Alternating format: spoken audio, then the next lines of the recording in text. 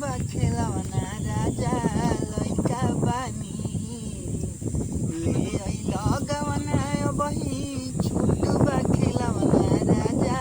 लइका बानी हो राजा लइका बानी अबही ना मिली रौरा खेले के खेलवना राजा लइका बानी अबही ना मिली रौरा कौना कारीगर के तू हऊ कारीगरी गजबे बनावट बाटे मनही के परी खुशबू उड़ाव तारू रुडावा पचल के शोरूम से आइल बाड़ू नया तू निकल के शोरूम से आइल बाड़ू नया तू निकल के।